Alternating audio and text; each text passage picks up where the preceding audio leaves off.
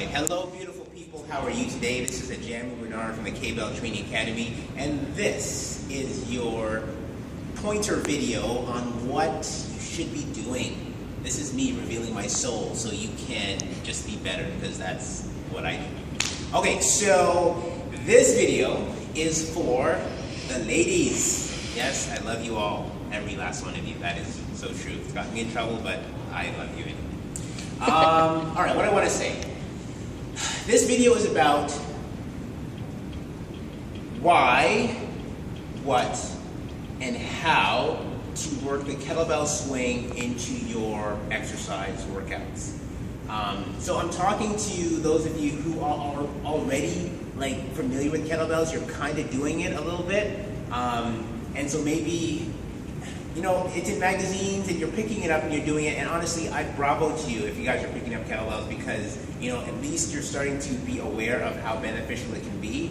And so I want to try to help anybody. And this honestly doesn't matter, whether you're 15 and you're playing volleyball and just want to be fit, or you are 35 with 2 kids and just trying to keep it all together because it's a lot of work. I get it.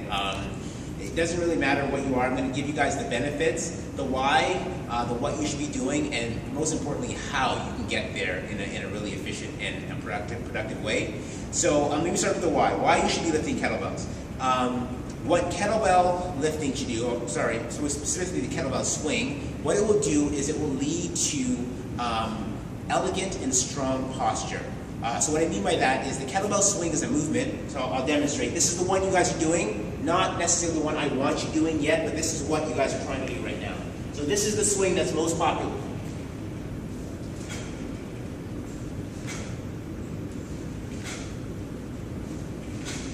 Okay, so at the K-Bell Training Academy, we call that the long lever swing, because your arm lever is really, really long, and it's supposed to be a really powerful and explosive movement. And so if yours doesn't look like that, it should.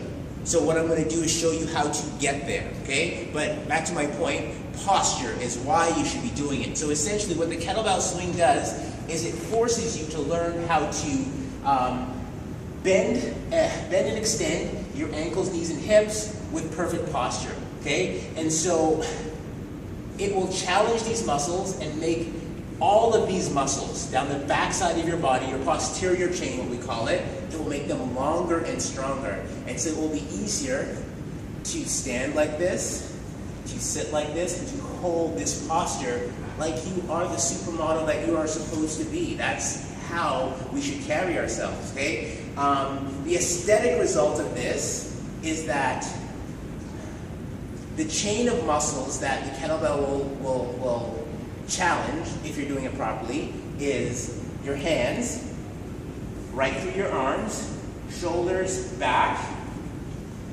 butt, hamstrings, okay?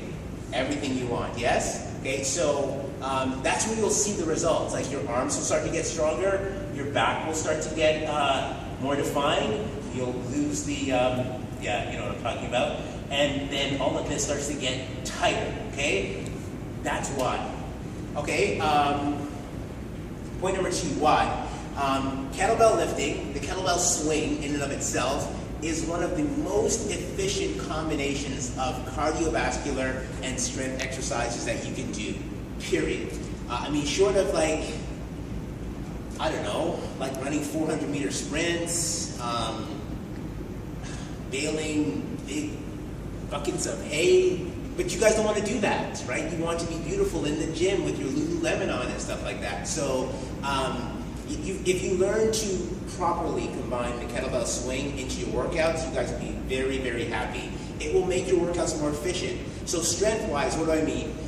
When we get into this, I'm going to talk to you guys about the weight you should be using. The weight you should be using for the swing is somewhere between a 12 and a 16 kilogram kettlebell. So that's 25, 35, for some of you guys who are athletic, 45, 55 pounds for the swing is what you should be doing to get it right. Now, I know that sounds heavy. You're going to have to work your way up to that. I'm going to show you how to do that. I'm going to tell you how to do that. But ultimately, my point is, this is an awesome combination of strength and cardio.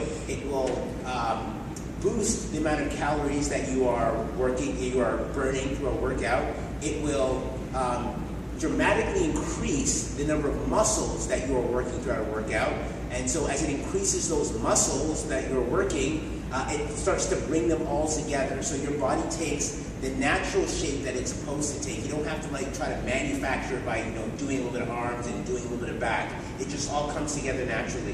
One of the biggest things I can tell you about kettlebell lifting, because of what it will lower your body fat really fast. You consistently do it, and it will increase your metabolism. So that means after the workout, you'll be burning calories at a higher level for a longer time. Now, if you combine that with a really healthy eating strategy, oh my gosh, what else do you want, right? Just come and pay me right now. What are you waiting for? No, right now. What are you waiting for? Okay, you guys got the point. All right, so what is the kettlebell swing? Now, this is really important because we are so focused on this side of us, okay? The front side of us. Many people think that the kettlebell swing is this movement, right? Lifting it up. The questions I sometimes get is, how high is my kettlebell supposed to go? That's a really common question. Well, I'm here to try to expand what you guys think of the kettlebell swing. The truth is, there's two parts to the swinging motion. There is the back swing, and then there's the forward swing. Okay, so make sure you understand there's two parts to it. Now, in athletic development, one of the most important things for you to teach is for somebody to decelerate, to control something. Before you teach somebody how to accelerate something, you teach them how to control it. That's how we develop athletes. Now, I am a strength and conditioning coach. I also happen to be a personal trainer, but because I understand how athletes are developed and I understand that relationship, the truth is there's not much difference. I just may change how I frame things. So if you're learning how to do a kettlebell swing, the most important thing for you to do is to first learn how to back swing the bell, how to control it in the right direction. Here's the thing that I think a lot of folks are missing in terms of kettlebell lifting or the kettlebell swing in and of itself.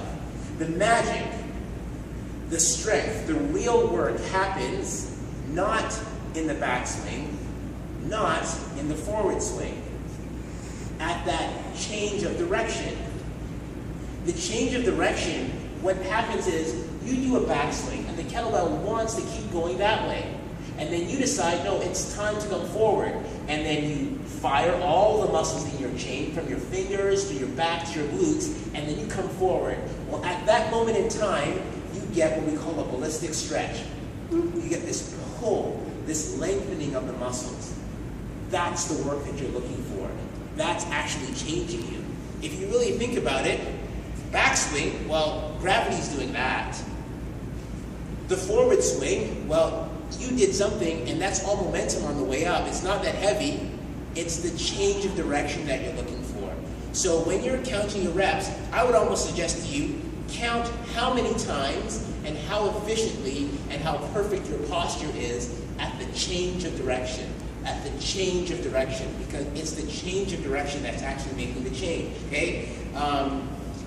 Okay, so now that we got those two things, let me use some exercise examples to show you how you can build yourself up and how you can master these concepts, okay? So concept number one is you want to start with mastery of momentum. Kettlebell lifting is momentum, okay? It's changing momentum, it's guiding momentum, so you have to master that. So here's how myself and my team of trainers would show you how to do this, okay? Thumb corner, in the corner.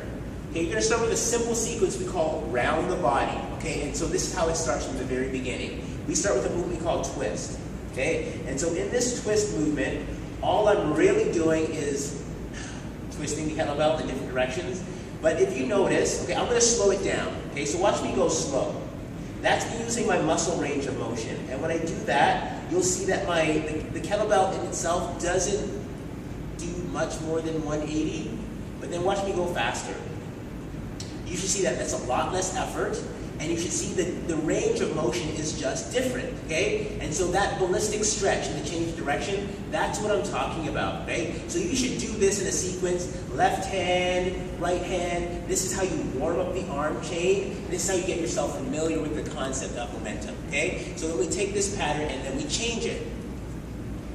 So here's a different version of that same round the body pattern, okay? And so you can, kettlebell lifters use this type of stuff to kind of warm up. However, if you're just learning how to use kettlebells, or if you're trying to progress to the weights that I'm telling you about, you would use this to strengthen your hands and your fingers. And so if you notice, every time I change direction, watch my legs, they ground and they work. And they ground and they work, okay? That's the lengthening and the strengthening of the body that we talked about. And then learning how to use momentum is learning how to do that from left hand to right hand, okay? So this is how you would master momentum. And then it just goes in different patterns. So if you follow or join any of our K-Bell Jam programs, this is a big part of the program where we teach you guys how to do this type of stuff. And this is what we call the Round the Body series. And it helps you master momentum. And as you master momentum, you get really confident with the kettlebell. As you get really confident with the kettlebell, you can do whatever you want with it, okay? So I did round the body to figure eights, and now I'm in what we call a bottoms-up catch position, okay? So, before we go to that, you want to make sure, now that we've got our hands and our arms warm, you want to make sure you have your low back and your hamstrings warm. So here's another movement that I would highly recommend you incorporate into your training session, okay? We call this a one-legged deadlift. Shoulder down the back, chest nice and tall, grounding the leg with a soft bend in the knee, squeezing both glutes, and lifting and tilting like a scale, in control in both directions.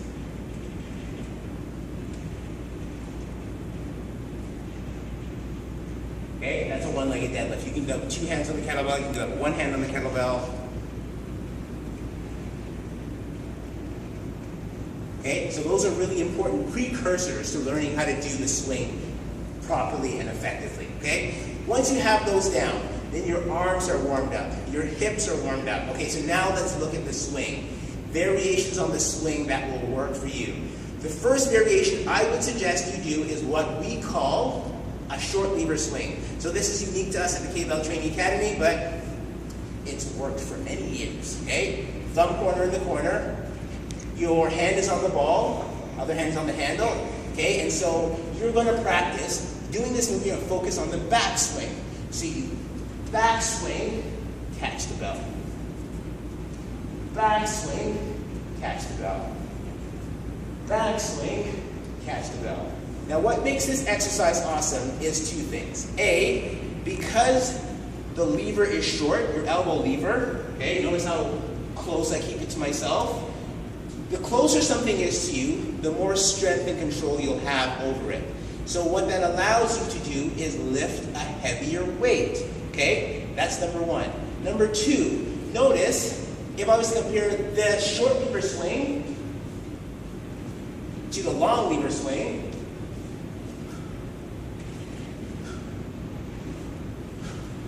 your legs at the bottom are pretty much the same. The only difference is what's happening at the top. But we already discussed that the real work is in the change of direction. So what's happening up here is not really relevant. When you're able to catch it, you're actually able to counter gravity. So you all know that the more reps you do under weight, the faster you get to your goal.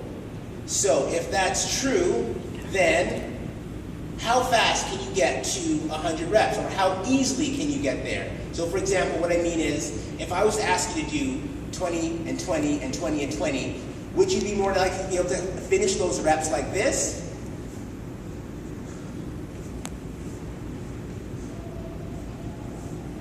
Or like this?